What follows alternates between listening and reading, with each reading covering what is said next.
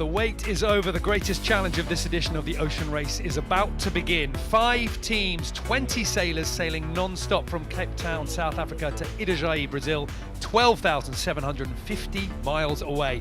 Cape Town is once again the departure city for the Southern Ocean leg of the race, a role that is played for 12 of our 14 editions, spanning 50 years since the race began in 1973. The big mountain in front of them is not just Table Mountain, it is the Southern Ocean, it is the nearly 13,000 miles that they need to traverse all the way off to Brazil. And these are the conditions that we have right now. But Dee, this is just a bit of a snapshot really in terms of the breeze. I mean, it's very tricky in Table Bay. Exactly, we get those shadows from the mountains and the landscape around them. We're going to see the boats have to transition from light areas of lulls into pretty powerful gusts there. And then, of course, as they head off around the headland, it's going to get stronger and stronger. There is no lulls and rests ahead of these sailors. Well, the scores at the moment with 2 legs completed, and it is Kevin Escofia's team, Holcim B, PRB on top, 3 points clear of 11th Hour Racing Team in second. Charlie Enright will be working very hard not to let that gap get any wider. Well, the first challenge that they're going to have on leg 3 is going to be the tight inshore course. D, we are going to be tucked into the shore here on Table Bay. How does the course, the initial test, lay out for them? Similar to the import day that we saw a couple of days ago, they're going to be leaving in Table Bay, doing a series of squares, multiple corners to turn. They're going to set off through the start line, they're going to turn around several marks, and they're going to be on this reaching start. They're going to go downwind with a jibe, reach back, and they've got to do this lap twice. After that, then they get the glory of being able to go through a departure gate, and then it's off into the Southern Ocean and what lies ahead. And that's going to be some pretty tough negotiating and navigating involved.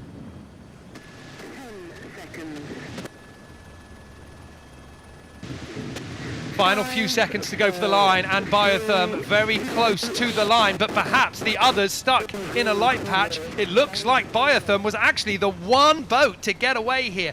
The wind just produced a bubble right where the other teams didn't want to do it. They must have been looking at Biotherm with a minute to go thinking Paul Mayer's crazy, and then suddenly realizing that actually it was them that has lost out. The second boat to cross the finish line, a full, 22 minutes behind Biotherm is Team Militia. Boris Herrmann managed to get that boat creeping. They're going to hit into that breeze, and you can see that dark patch coming through now. And look at this from Biotherm now, absolutely powering away.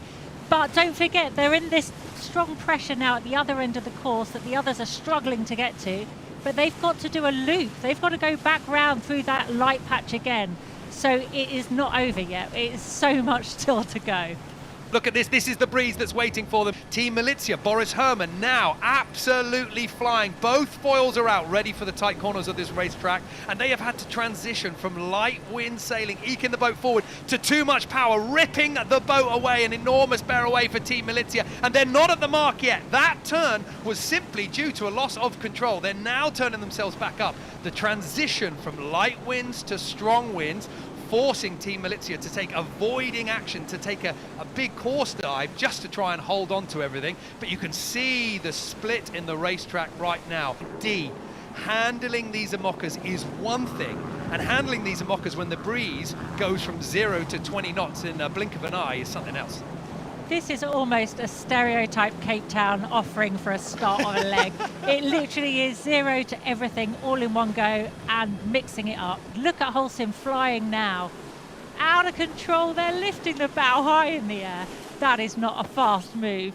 11th Hour Racing Team now round Mark 1. That is 3rd place at the moment for Charlie Enright. Guyot Environment Team Europe have been forced wide, possibly searching for that breeze in the first part of this reach that started in light winds, and that has opened the door for Team Holcim PRB to do a tight rounding on the first mark, and now they look set, riding both foils. Look at Kevin Escofia's team here on the right hand side. They're riding both foils, they've been able to keep their drag minimum and slip on the inside of 11th Hour Racing Team. That's an incredibly powerful manoeuvre that Kevin Escoffer has just been able to pull off there. It's not quite going to last the full length of this short downwind leg, and it does mean that Charlie Enright has a chance to still put the jibe in and round the next breeze in front.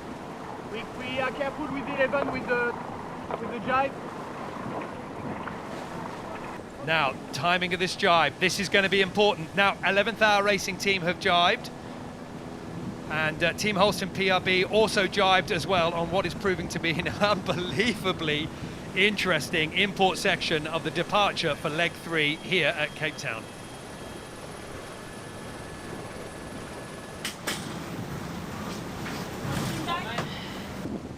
Yeah, we saw it stretch off the line as Biotherm got the breeze first, and now look at them, they're in that lighter patch, and we know it's only going to get lighter. So Paul Meyer going to have to work very hard here as the wind gets light in Cape Town. Behind Biotherm, it's Team Malizia, and it was quite a gap, but now 11th Hour Racing Team has closed it down. Second for Boris Herrmann with Team Malizia on the right-hand side of your screen, and then just behind them, it's Charlie Enright absolutely charging up here. There's no real way through and past the German boat, but the corner is coming up, and an opportunity here to push even further and perhaps overtake. Yeah. They definitely wanted that controlling side on the inside of the turn at the next to mark. They worked hard to get there, and unfortunately Team Malizia got those light winds just before 11th hour, which allowed that gap to close up. So Boris will have been a little bit frustrated with that. Now look at what is going on here. There's a little bit of a park up here. This is the compression, D, that you were talking about. We knew that things were going to stretch off the start line as those leaders got into the breeze. Now it's all squeezing together as the boats ahead sail into the light winds. Oh, just 2 knots there at boat speed. That's so frustrating after they've just been through those crazy conditions. But how good for Guyot Environment Team Europe to have that compression and that restart. That gets them back in the race. That gives them hope that they can now do something about it. 1, 2, 3, 4, 5 IMOCAs right now with the main sails down to the second reef, the smaller of the head sails, all of them tuned and prepped for the big breeze, which is on Table Bay today, but it's at the other end of the course. That means they have to navigate these light winds with the wrong sail plan. I mean, let's call it. They've all decided that this is the smart move, and it certainly was, because they almost looked out of control there. But we can see from these images now we've got a different sail on Team Malizia. They actually have made the effort to do that sail change, and everyone else is probably contemplating whether they should be doing the same. Interesting here, Dee, to see the difference in tactics. Paul Meyer on Biotherm deciding to tack there. And there we go, Biotherm there, as you can see from the virtual eye. Biotherm with that early tack, losing out to Team Malizia here. I see Team Malizia is actually in more pressure. Biotherm actually did a really nice early tack and anticipated that wind shift, but it's Team Malizia that's in more pressure. That is now gone into the lead, which will be so frustrating for Paul Meyer on Biotherm there. It's 11th Hour Racing Team, round now in second place, up to speed, already through the start line again as we are looking there. They're absolutely ripping along right now. The light winds firmly behind them, and we are seeing speeds of well over 20 knots for 11th Hour Racing Team as they are smashing through the water of Table Bay. Team Malizia just a little way ahead of them, 28 knots on board 11th Hour Racing Team at the moment. They are holding on hard. I think that is Jack Boutel just looking out, trying to cast his eyes forward, trying to see that mark, call the timing in. Team Malizia are ahead of them, but Team Malizia is not going as fast. So we can get down quicker, okay? So we didn't let anyone in. Plenty of pressure here.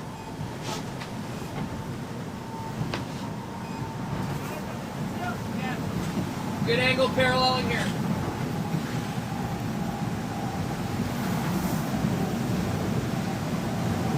I'll call the bear away, it'll be late, okay? So it was Charlie Enright with his head out of the canopy. Jack Boutel still in shorts and t-shirts safely down below. But look at this with Team Militia. It was Team Militia that had an enormous lead going around that first mark, stretching out as they got into the breeze. Now 11th Hour Racing Team firmly on their windward hip, and Mark 1 is coming into view. It is just ahead of these two boats. Plenty of power here, but that does make the turn a little bit fraught with danger. Team Militia at the mark, now turning round.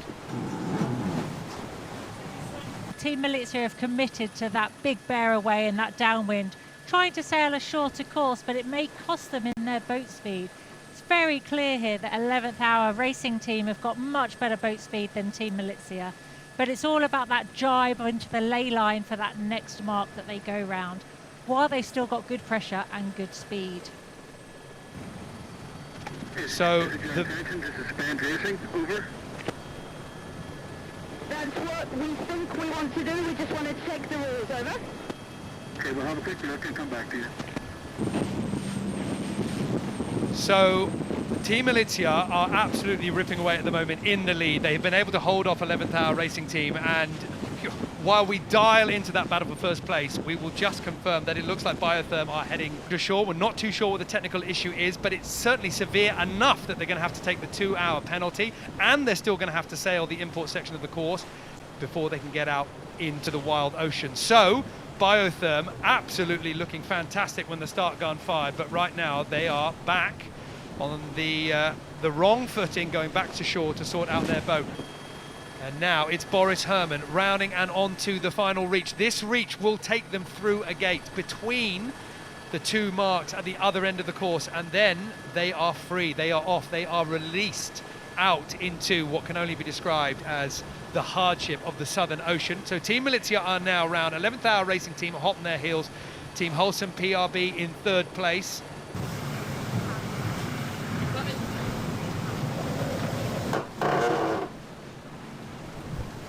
And now we can see 1, 2, and 3 through the gate, the final mark of the inshore section of leg through. It's Team Militia that is leaving Cape Town in the lead, but just behind and just to leeward, it is Team Wholesome PRB in second place, who have launched themselves from last off the line into second now. 11th Hour Racing Team to windward. And as Kevin Escoffier, he hasn't finished yet. He wants to make a move into first.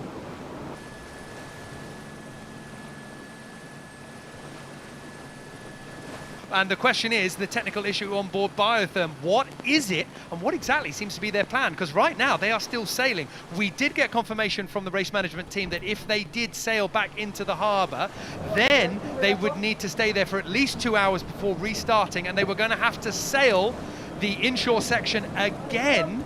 So maybe they've decided that they can sort the problem on the water, and it's actually not worth abandoning this racetrack. They are still sailing round the race course right now. They're a good way behind, but it seems to be Biotherm still pushing out. I'm okay with that. Yeah, so let's call, suspend immediately, tell the shore crew, and get it going. Yep, okay. Everybody good with that? Hey, listen, I want to hear from everybody. Yeah, I think to do with that lead, the only thing we could eventually do is, we're going to be reefed most likely, so you can take the bottom ones, but it's not, high risk. So 11th Hour Racing Team, you could just hear Charlie Enright there talking about the plan to suspend racing. Mark Towle, I know you're out on the water. Give us your view. Yeah, guys, what an exciting first hour. Quite a bit going on there. I've just spoken with Charlie. We have officially suspended racing. We have broken 2 wingtips on the mainsail. We actually have 2 spares on board, so we could fix it, but that would leave us no spares for 35 days of racing in the Southern Ocean and a lot of heavy air jibing. So Charlie's elected to suspend racing and get the wingtips, extra spare wingtips on board to be prepared for the long leg. I think this is the prudent thing to do, and let's see how it all plays out. Mark, thank you so much for the update. If I could just come back to you for another question. What is it that Charlie Enright and your team have to do? We keep saying suspending racing in order to get these spares. Do they have to go in? Do they have to wait for a particular amount of time? What's the instruction been? My understanding is that we have to wait 2 hours to resume racing. I believe the plan is for the team to just stay out here on the water Our short team's already collecting the extra wingtips, and they're going to bring them out to the team. And we'll just be standing by, take the extra spares on board, and get on with the racing. We have had so many stories unfold in simply, an hour and 10 minutes of racing at the beginning of this leg, a leg that will be 35 days. So in that first hour, Biotherm already suspending racing due to a technical problem. They have returned back to shore. 11th Hour Racing Team dropping their main, finding some damage, that they have also suspended racing, and they will have to wait a minimum of 2 hours before they can rejoin. And it is Team Malizia and Team Holcim PRB and Guyot Environment Team Europe right now that are the only 3 boats that are racing. Look at this, it's actually moving right now for Team Malizia. They are moving. Boris Herrmann, his head just poking out of the hatch there, looking around, and they are able to push forward really quite nicely. We have only seen nearly 2 hours of racing here in Cape Town, and already we have so many stories, and we still have 12,000 miles to go for leg 3.